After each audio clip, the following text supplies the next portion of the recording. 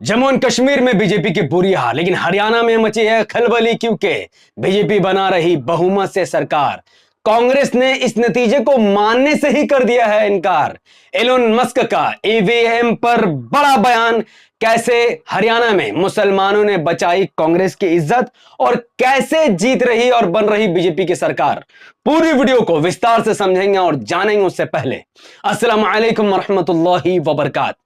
अल्लाह के नाम से शुरू, जो बड़ा मेहरबान और निहायत रहम करने वाला है। मैं हूं मोहम्मद नफीस अंसारी और आप देखना शुरू कर चुके हैं द पॉलिटिकल। आज हरियाणा विधानसभा इलेक्शन और जम्मू कश्मीर के चुनाव के परिणाम आने थे।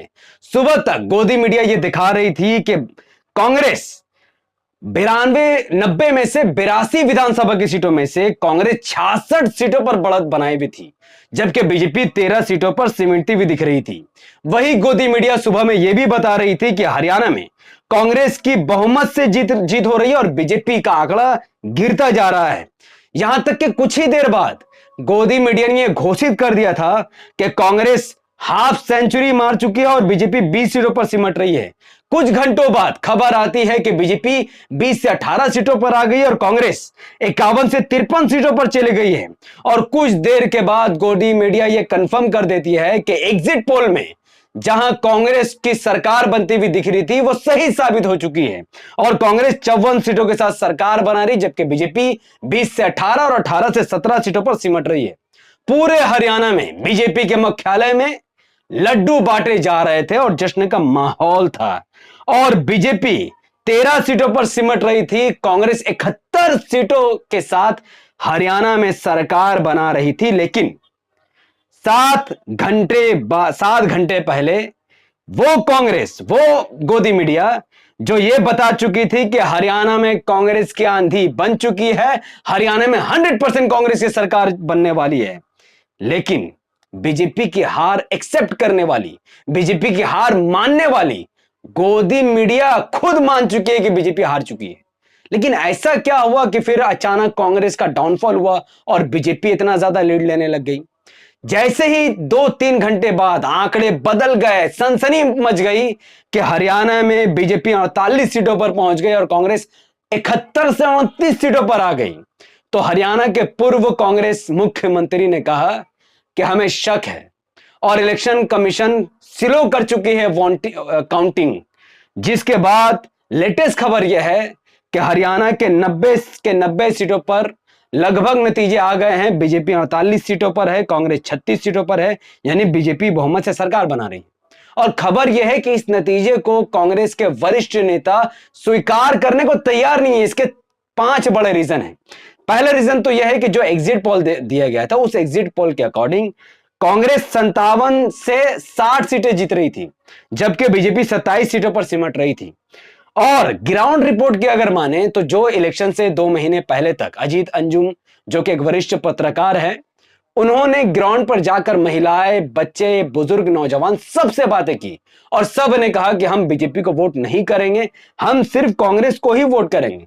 लोग बीजेपी से नाखुश थे। इसका सबूत यह है कि इस बार आज के चुनावी नतीजे में बीजेपी के आधा दर्जन मंत्री हार चुके हैं और लोग ये समझ रहे हैं कि ईवीएम में दोष है। इसीलिए ट्विटर में इलन मस्क ट्रेंड कर रहे हैं। लोग कह रहे हैं कि इलन मस्क का मानना है कि एआई का यूज करके ईवीएम को काफी आसानी से हैक किया जा सकता है।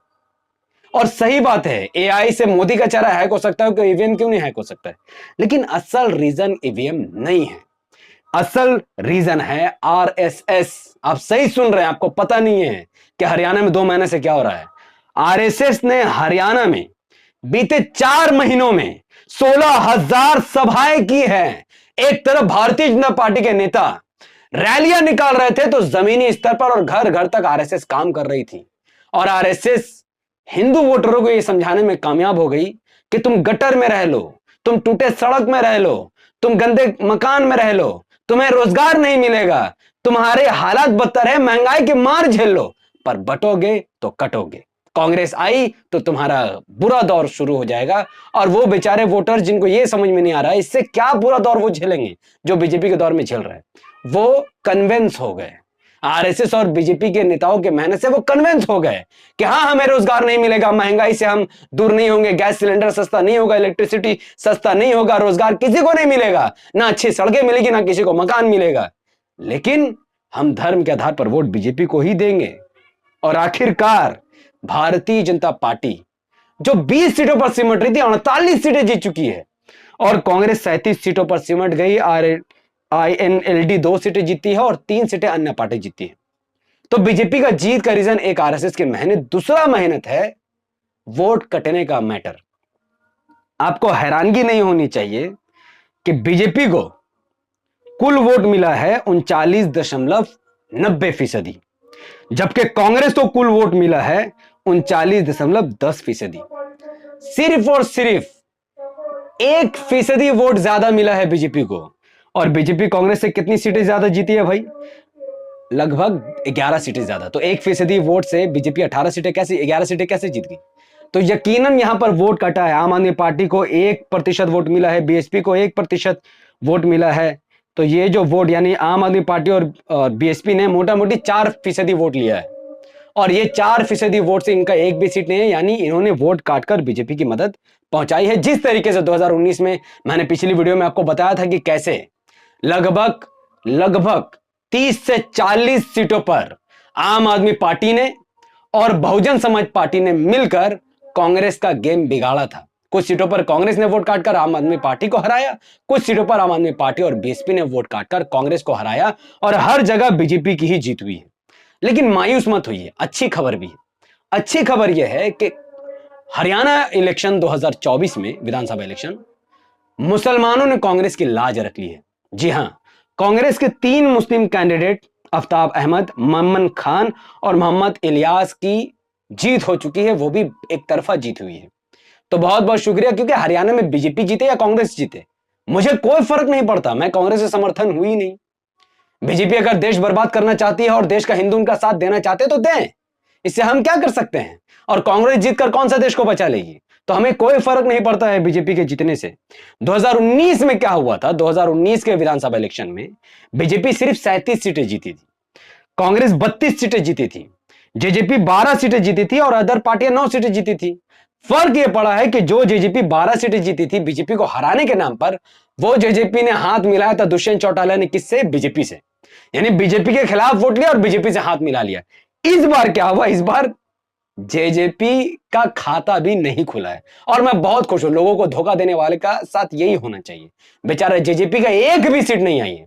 और जो मैंने ओपिनियन पोल दिया था कि इस बार इलेक्शन में हरियाणा में कांग्रेस 35 से 40 सीटें जीतेगी, लगभग कांग्रेस उतना ही सीट जीत रही है, लगभग कांग्रेस 37 सीट जीत रही है। तो ओपिनियन पोल में कांग्रेस का जो मेरा आंकड़ा था वो एकदम सही बैठा है।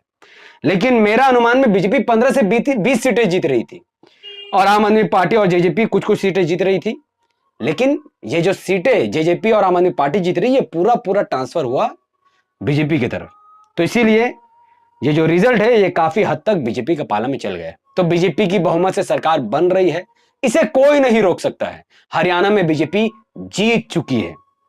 खैर, जम्मू एंड कश्मीर में बीजेपी की बुरी हार हुई है।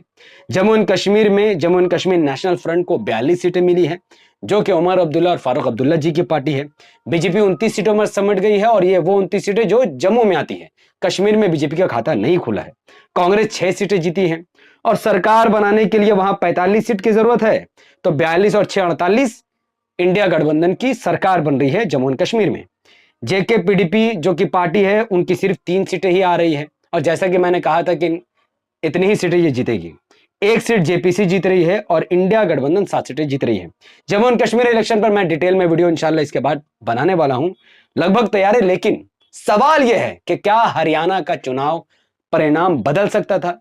क्या राहुल गांधी और अरविंद केजरीवाल का घमंड की वजह से, हरियाणा में इनके गठबंधन ना होने की वजह से बीजेपी का फायदा हुआ है? किसने कितने वोट काटे हैं? जल्द ही इंशाल्लाह मैं डिटेल वीडियो आप तक पहुंचाने वाला हूं कि आखिर कांग्रेस की सीट कम कैसे हुई और बीजेपी की सीट कैसे ज्यादा बढ़ी है, कौन सी पार्टी ने कितना वोटों का विभाजन किया है, और क्या आम आदमी पार्टी को आप वोट कटवा कहेंगे? अपनी बात कमेंट पर जरूर रखिए। आप में से जो लोग भी हरियाणा विधानसभा इलेक्शन 2024 से पहले ओपिनियन दे चुके हैं, अगर उनका सपोर्ट हुआ है, सही हुआ है, वो प्लीज कमेंट में बताएं।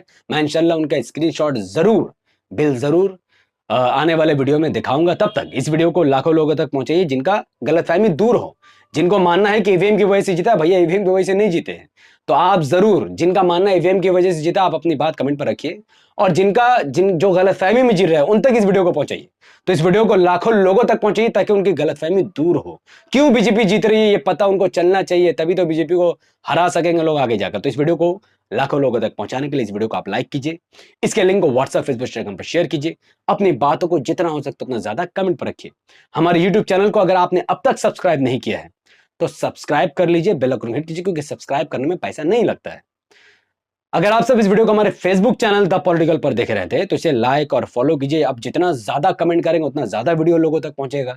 इस वीडियो को कम से कम 5 बड़े ग्रुप में शेयर कीजिए और कमेंट में @फॉलोवर और @हाईलाइट लिखिएगा, तो ज्यादा से ज्यादा लोगों तक वीडियो पहुंच सकेगी। मिलते हैं अगले वीडियो में, जो कि जम्मू एंड कश्मीर रिजल्ट पर बेस होगा। काफी डिटेल पर इंशाल्लाह उसमें चर्चा करेंगे।